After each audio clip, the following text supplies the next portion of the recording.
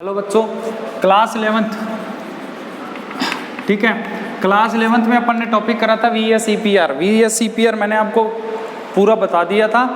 तो VSEPR का ध्यान रखना, होता क्या है, सिर्फ मॉलिक्यूल में जब लोन पेयर आएगा तो उसकी स्ट्रक्चर डिस्टर्ब हो जाएगी, ये VSEPR बोला था। अब आपको स्ट्रक्चर याद होनी चाहिए, लोन पेयर आने पे कैसी स्ट्रक्चर बनती है ये होना चाहिए। वीडियो में ये सारी चीज़ मैंने आपको समझा दी है, ठीक है। आज अपने टॉपिक करते हैं MOT, molecular orbital theory. Molecular orbital theory, Hindi में इसको बोलते हैं अणुकक्षक सिद्धांत। अणुकक्षक सिद्धांत, ठीक है बच्चों। आपको इस लेसन को करने से, इस टॉपिक को करने से पहले पता होना चाहिए एटम किसे बोलते हैं और मॉलिक्यूल किसे बोलते हैं। एटम किसे बोलते हैं और मॉलिक्यूल किसे बोलते हैं। मतलब ये तो होता है परमाणु, हिंदी में ये होता है अणु। परमाणु क्या होते हैं? परमाणु होते हैं ONF, जो आप लिख रहे हो ये सब क्या है? परमाणु हैं। एटॉमिक, एटम ये हैं, जो अपनी पीरियोडिक टेबल है ना वो ये बताती है एटम के बारे में, ठीक है।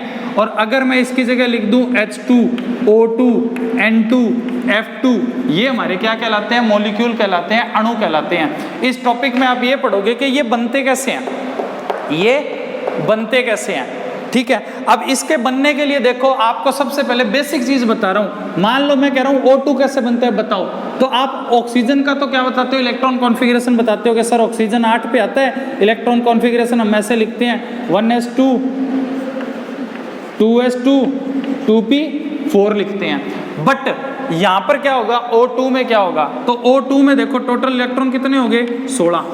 टोटल इलेक्ट्रॉन कितने हो गए? 16। अब मैं कहूं बताओ इसका इलेक्ट्रॉन कॉन्फ़िगरेशन लिखो, तो S में तो 2 इलेक्ट्रॉन आते हैं ना। तो अब ध्यान रखना, जब एटम बनता है तो आप इलेक्ट्रॉन कॉन्फ़िगरेशन सिंपल बता रहे हो। O2 का MOT के अकॉर्डिंग इलेक्ट्रॉन कॉन्फ़िगरेशन अलग होता है, पहले तो ये ध्यान रखना। दूसरा क्या होता है कि जब इसमें 16 इलेक्ट्रॉन आप भरोगे ना, तो 8 इलेक्ट्रॉन तो आपके ऐसे ही भरे जाएंगे सेम इसी प्रोसेस से, और 8 इलेक्ट्रॉन भरे जाएंगे इनके एंटी बॉन्डिंग में। मतलब एक डायग्राम बता रहा हूं, उस डायग्राम को आप देखना, उससे थोड़ी चीज समझने की कोशिश करना। देखो होता क्या है, मैं आपसे H2 से N2 तक के लिए डायग्राम बता रहा हूं आपको। पहले मैं बता रहा हूं H2 से N2 तक के लिए, H2 से लेके N2 तक के लिए डायग्राम, ठीक है। सबसे पहले आप यहाँ पे बनाओ एक एनर्जी ऑर्डर, ये लाइन सी बना के यहाँ क्या लिखोगे? ऊर्जा लिखोगे, एनर्जी। सबसे नीचे आप क्या बनाओगे? 2 लाइनें ऐसे बनाओ, ठीक है। और ये इसमें क्या करा आपने? ये डायग्राम बनाया, ठीक है। अब इस डायग्राम का मतलब क्या है? देखो सीधी सी बात आपको बताऊं, मान लो मैं एग्जांपल लेके चल रहा हूं कार्बन का। कार्बन का मेरे को क्या बनाना है? C2। कार्बन में टोटल इलेक्ट्रॉन यहाँ पे कितने हैं? 12। कितने इलेक्ट्रॉन है? 12। अब मैं आपसे कह रहा हूँ बस चलो 12 इलेक्ट्रॉन मेरे को आप इलेक्ट्रॉन कॉन्फ़िगरेशन करके बताओ। आप कहोगे सर नहीं आता, तो MOT है, मॉलिक्यूलर है, अणु है, तो जाहिर सी बात है आप अणुकक्षक सिद्धांत बताओगे, मॉलिक्यूलर ऑर्बिटल थ्योरी बताओगे। तो कैसे बताया जाएगा? तो देखो आपको एक कार्बन के बारे में तो पता है ना कि एक कार्बन में सिग्मा 1s होता है, तो 1s2 होता है, 2s2 होता है, 2p क्या होता है? 4 होता है, 2p2 होता है, ठीक है। कार्बन के 6 इलेक्ट्रॉन आपने ऐसे बताए। तो मैं कह रहा हूं आप एक डायग्राम बनाओ ये वाला, मतलब इसकी एनर्जी सबसे कम, इसकी एनर्जी उससे ज्यादा, और ये वाली एनर्जी क्या होगी? सबसे ज्यादा। ये आपके यहाँ पे क्या हो गए? 3 डब्बे, 3 डब्बे, यहाँ 1 डब्बा, यहाँ 1 डब्बा, यहाँ 1, यहाँ 1। ये जो डब्बे बना रहा हूँ यही तो ऑर्बिटल है, ये क्या है? ऑर्बिटल है।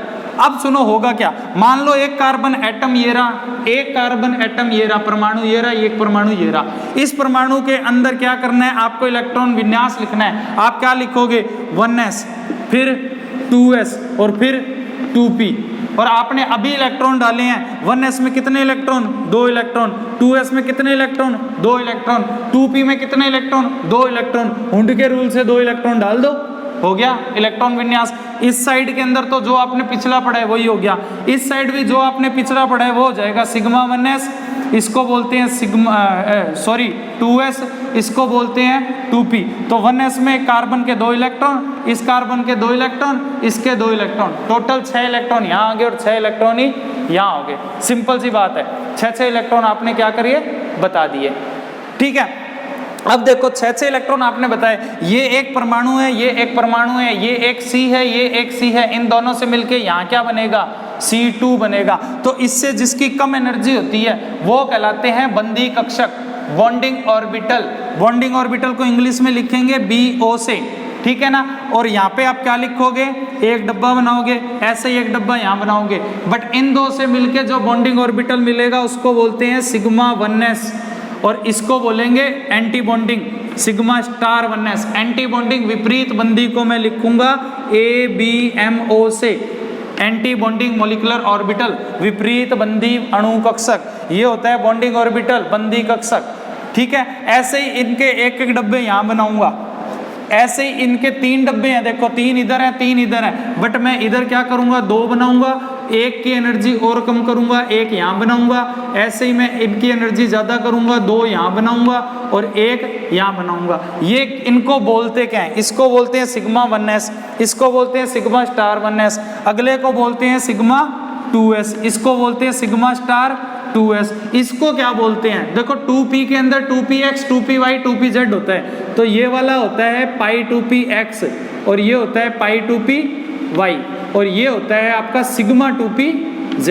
ऐसे ये हो जाएगा पाई स्टार 2px और ये हो जाएगा पाई स्टार 2py और ये हो जाएगा आपका सिग्मा स्टार 2pz।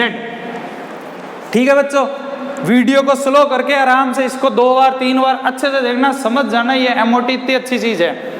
आपका करना क्या है, 2 एटम से 2 परमाणु से अणु बनाए हैं, तो हमको एक नया इलेक्ट्रॉनिक कॉन्फ़िगरेशन लिखना है। तो देखो इसमें 2 इलेक्ट्रॉन, इसमें 2 इलेक्ट्रॉन, टोटल 4 इलेक्ट्रॉन, एक डब्बे में 2 इलेक्ट्रॉन आएंगे, एक ऑर्बिटल में 2 इलेक्ट्रॉन आएंगे, इन दोनों के इलेक्ट्रॉन यहाँ पे डाले तो इसका कॉन्फ़िगरेशन क्या हो गया, सिग्मा 1s2। 2 इलेक्ट्रॉन बचे हुए यहाँ डाले तो ये हो गया सिग्मा स्टार 1s2। 2 इलेक्ट्रॉन यहाँ पे डाले तो ये हो गया सिग्मा 2s2। 2 इलेक्ट्रॉन बचे हुए यहाँ डाले तो ये हो गया सिग्मा स्टार 2s2। हुंड का रूल याद रखना है, यहाँ पे 2 इलेक्ट्रॉन इसमें डालोगे तो हुंड के रूल से पहले एक एक इलेक्ट्रॉन आएंगे सेम एनर्जी के हैं, समान ऊर्जा के, फिर एक एक इलेक्ट्रॉन बच गया, उनका क्या बन गया, जोड़ा बन गया। अब देखो C2 का एक नया इलेक्ट्रॉनिक विन्यास आया है, C2 का एक नया इलेक्ट्रॉनिक विन्यास आया और इलेक्ट्रॉनिक विन्यास क्या है, वो इलेक्ट्रॉनिक विन्यास है इस डायग्राम में। देखो सबसे पहले क्या है, सिग्मा 1s2, फिर क्या है सिग्मा स्टार 1s2, फिर क्या है सिग्मा 2s2, फिर क्या है सिग्मा स्टार 2s2। ठीक है, यहाँ तक हो गया। उसके बाद इसको क्या बोलेंगे, इसको बोलेंगे पाई 2px, पाई 2px और पाई 2py, समान ऊर्जा के, इसलिए इनके बीच में क्या लगाया, बराबर। हुंड के रूल से 2 इलेक्ट्रॉन इसमें है, 2 इलेक्ट्रॉन इसमें है, तो ये लो 2 और ये लो 2। यहाँ तक की कहानी समझ आ गई ना। तो बस यही चीज समझने की है, अच्छे से वीडियो को स्लो कर करके देखना, ये चीज आपको सारी समझ आएगी, गारंटी है। बट एक बार 2 या 3 बार इस वीडियो को देखो, पेंसिल का कॉपी पेन लेके इसका नोट्स बनाओ और इसको लिख के देखो, ये चीज आपको समझ आ जाएगी। नेक्स्ट वीडियो में इससे आगे की आपसे बात करेंगे। ठीक है बच्चों।